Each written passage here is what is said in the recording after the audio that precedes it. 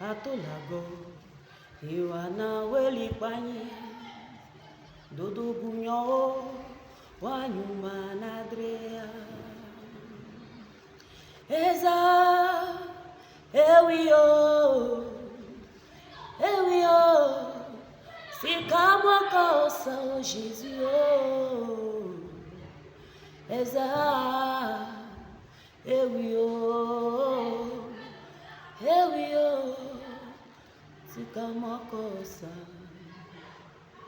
Shalom, que Dieu nous bénisse, que Dieu bénisse son peuple encore ce matin. Je suis là pour vous partager encore quelque chose.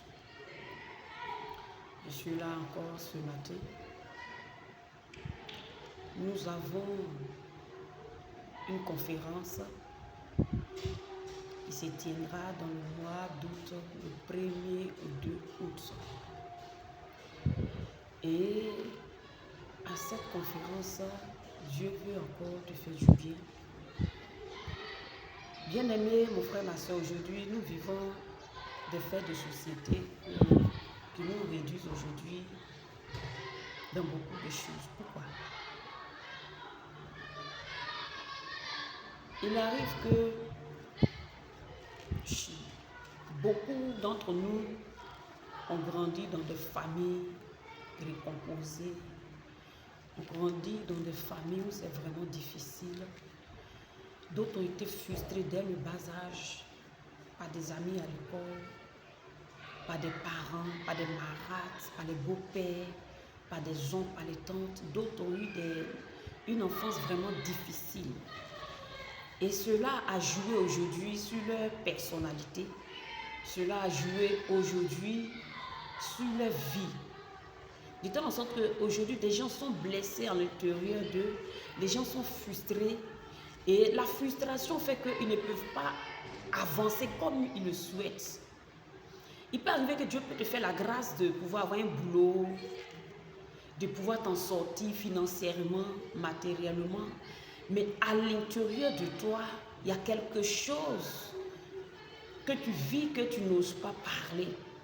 Même il y a aujourd'hui des chrétiens, des enfants de Dieu, des hommes de Dieu blessés et frustrés qui ont des blessures intérieures, des blessures émotionnelles.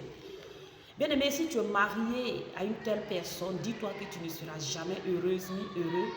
Parce que à chaque fois, à chaque pas que tu voudras poser, à chaque pas que tu voudras poser avec cette personne pour aller de l'avant, pour le bien-être de votre relation, pour le bien-être de votre vie, tu vas constater que cette personne sera réticente, cette personne a des doutes, cette personne a peur de s'engager. Une personne frustrée, c'est une personne qui a peur de s'engager, qui a peur de se lancer, qui a peur de prendre des décisions,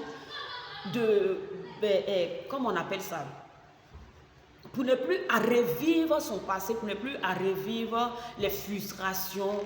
Et cette personne te demande, est-ce que je vais réussir, est-ce que je vais y arriver? Il faut d'autres pour décider pour moi. Il faut aussi 2 ou 3 personnes m'encouragent, qui disent que ce que je vais faire, c'est vraiment bon. En ce moment, je vais me lancer. Mais si vraiment personne ne m'encourage et que personne ne dit véritablement quelque chose qui me convient, je ne pourrai pas m'engager. Et c'est vraiment difficile. Quand on vit avec une personne, quand on travaille avec une personne frustrée, quand une personne est honorée, quand on reconnaît aujourd'hui le travail de l'autre, que lui, son travail n'est pas reconnu, ou que ce n'est pas à son tour d'être sollicité, d'être félicité, immédiatement, il se retrouve encore refermé, il se renferme, les blessures ressurgissent et il va commencer à parler seul, il va commencer à bouder, il va se mettre à l'écart. Pourquoi? Parce qu'il va se dire, c'était à moi, c'est moi qu'on devait féliciter, c'est moi qui devais être à la place de cette personne. La vie, chacun à son tour. Tu ne peux pas faire ce que... Tu ne peux pas prendre la place de l'autre. Attends ton tour, mon frère. Attends ton tour, ma soeur.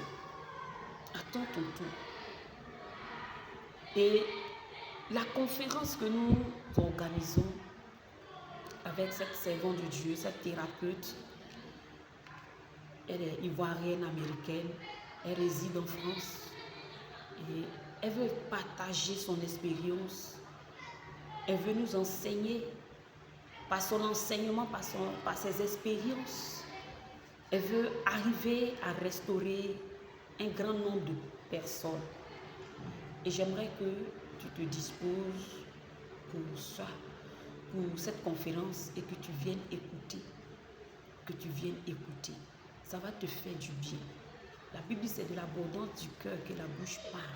Un cœur qui est toujours frustré et blessé ne peut pas sortir quelque chose qui va guérir l'autre.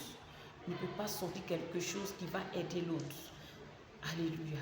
Que Dieu nous bénisse et on se retrouve à la prochaine vidéo.